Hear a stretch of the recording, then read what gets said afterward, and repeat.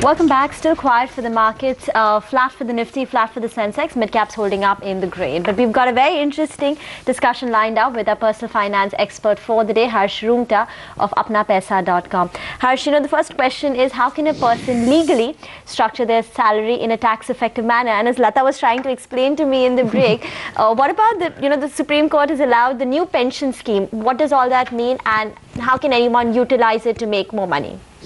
So I think quickly first, I think one of the best ways which is very often not used and particularly applicable to people with high wages and who don't mind that money being invested for the long term is this exemption available for employers' contribution to the national pension scheme. This is over and above any other exemption that is available. Okay. So the employer can give 10% of your basic and dearness allowance into your NPS account, and that has equity component as well. Okay. So I think that is a thing that very few people use. Okay. I think the other thing you were mentioning was Mr. Roongta, let's take that discussion separately on the Supreme Court order and what it means to all of us. First and foremost, let's handle the more vanilla question. How would you, structure your salary in a fashion that you are tax efficient but not evading tax? So as I said, I think the real thing comes, there are two ways in which you can do that. One, of course, is that what you don't mind investing, which is, so if this money, the superannuation money goes into an investment, that's one great way of getting pre-tax money invested on your behalf, and the employer gets a deduction. Another way could be things like your car.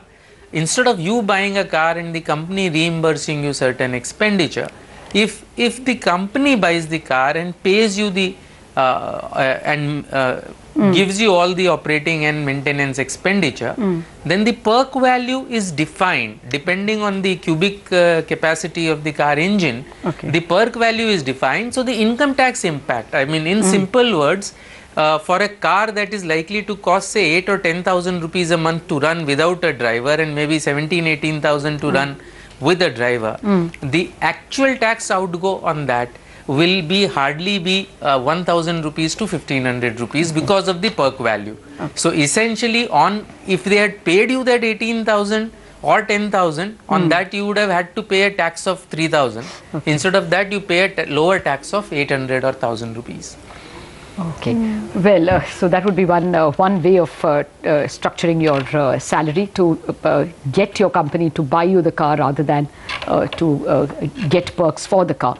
Mr. Roongta, just stay on. There are lots of viewers with questions similar to these. We are back in a minute.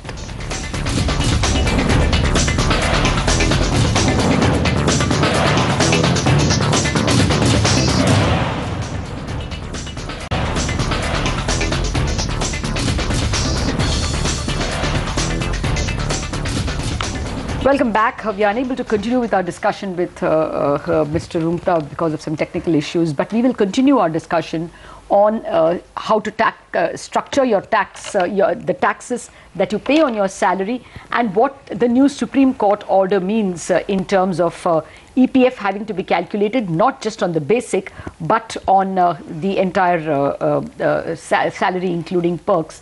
But that discussion later on another day. For the moment, the markets compel your attention. It's, still hugging that 5,900 mark, 5,883, and decent amount of gains which are maintained in the mid-cap and the small-cap space. Here's some expert opinion from Gautam Trivedi of Religare, and in a minute we will be back also with some statements coming in from the economic advisor to the Finance Ministry, Mr. Raghuram Rajan. The overall feedback on India actually is quite positive. People were happy to surprised at the way India's performed this year, being the best performing market in Asia outside of some of the ASEAN economies of Thailand and the Philippines.